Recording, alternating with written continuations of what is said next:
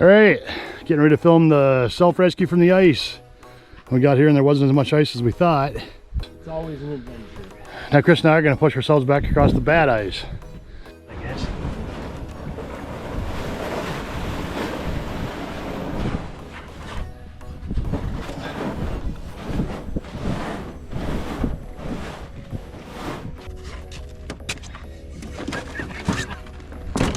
I don't know if I can step quite there yet, huh?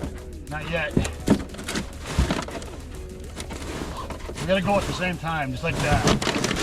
What's the matter with you assholes?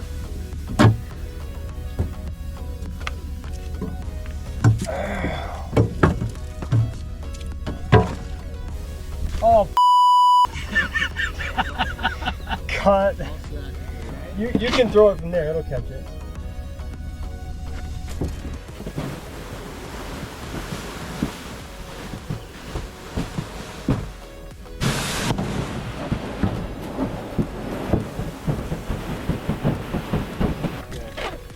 So let's like stay inside at 20 feet deep and or so.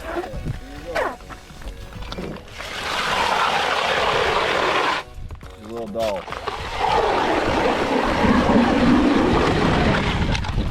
Pretty honeycomb though.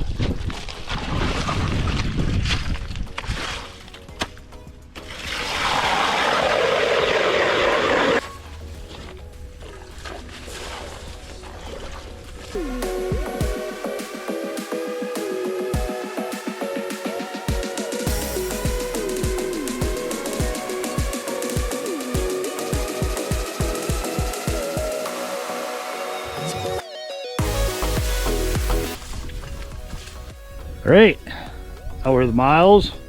Chris from Things Chris Does. Gonna show you guys how to do a self ice rescue. We've got our hole, and what we're gonna do is show you how to, if you fall through the ice, which as sketchy as our ice is right now, we had to use the canoe to get out here. What you want to remember, if you do fall through the ice, is the 1-10-1 rule. 1-10-1. 1 minute, 10 minutes, and 1 hour. So it usually takes, once you fall in, you got to remember you're already as wet as you're going to get anyway. So what you first thing you want to do is relax from the cold shock. Try to get your breathing back under control. Whatever you do, don't panic. All right. Once the initial ice shock is over, it usually takes about 1 to 3 minutes. You'll start getting your breathing back under control. And then the 10-minute part of it is that usually you've got about 10 minutes in ice cold water before you start to get hypothermia. And then you've actually got up to an hour in that situation before you actually lose consciousness and stuff like that and lose all your motor functions, which you want to be out of there long before then. All right, so as we go in, gonna sit in there for a second, get the breathing back under control, and then instead of trying to push yourself back up on the ice, which is almost impossible now that it's wet and slippery, what these guys are gonna want to do is flatten out, get their elbows up on the ice, and then use their feet to come up behind them and actually use their feet to kick themselves up on the ice. And then from that point, you're gonna want to roll away from the hole towards the safest ice, which would be the direction that you just walked, because you know that was good ice before you fell in. Right? So, who wants to go first? I'll go first. All right, I got the dad cam. You got your phone on you? Can you set a timer for 1 minute? Now, the other thing you want to do is, like, when you do fall through, you want to make sure you try to get your arms out to catch yourself. You want to try to keep your head from going completely up. That's where you lose a lot of your body heat. Ready? Are you ready? Ready when you are, buddy. Woo! Took that like a champ.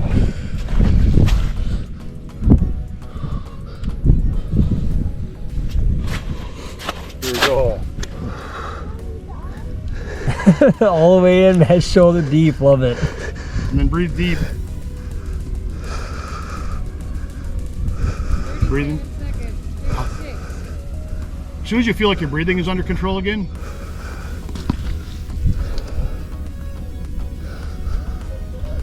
once you get over the initial cold shock, then you should be good.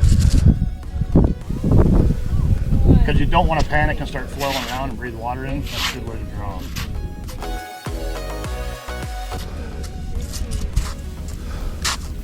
That minute went by pretty quick.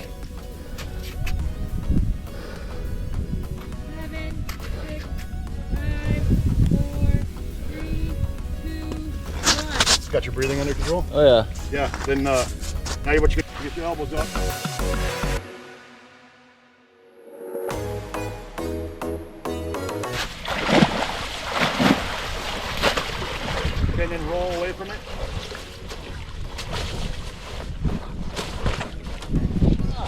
Perfect execution. You're being a live man. Dude, submerging your head when I did that, oh, you feel so good when you come out. I'm serious. It's weird. Like that ice bath. I'm telling you. Oh, sorry guys. I'm not really a commentary. I'll edit it. You're good. Okay, All right. Here we go. We'll try it. to make the jump. I'm gonna try to do it as smooth as Miles did. Made it look easy. And then you got a lot of people, as soon as they go in, that they panic.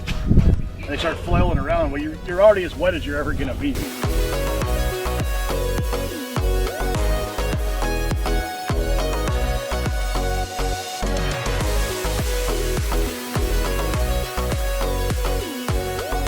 Yeah, you're handling it well too.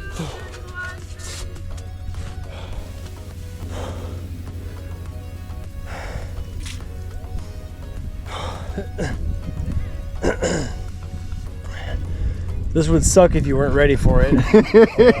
Yes, it was. 8, 7, 6, 5, 4, 3, 2, 1.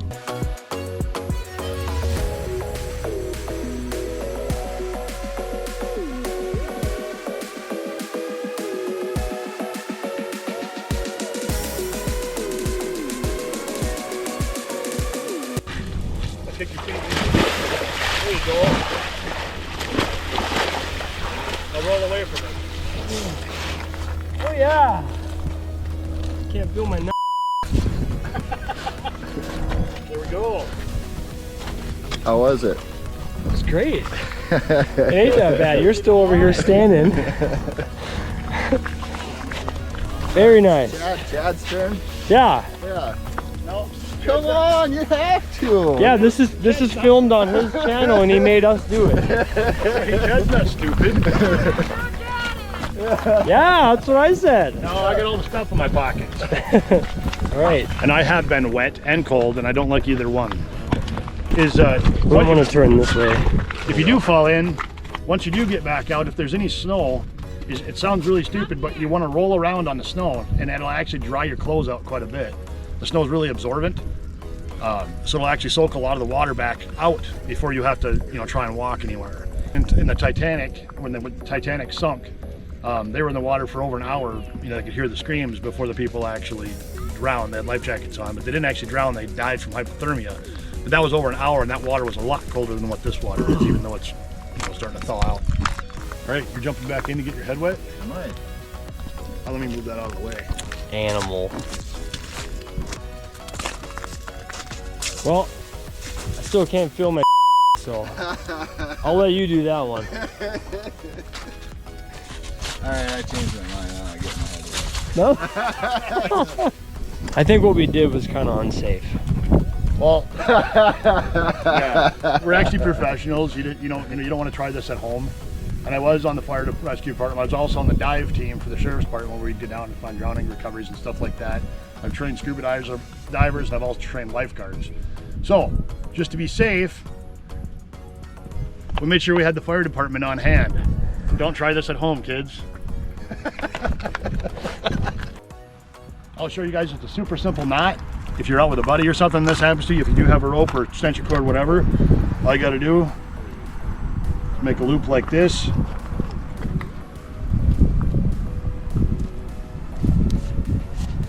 Pull that through so you got a basic loop. And you just take your rope, pull it through. You don't have to go all the way through it. Now you've got like a lariat where you can throw it around and tighten it up on somebody. Very, very simple. Very nice. Up underneath the arms. Up under the arms. Or around the neck if it's me. I was just gonna say that. Well, it's the difference between an open and closed casket or no casket. Pull really hard. All right, now we'll show you how thin the ice actually is and why we had to use a canoe to get across. Go ahead and make a break for it.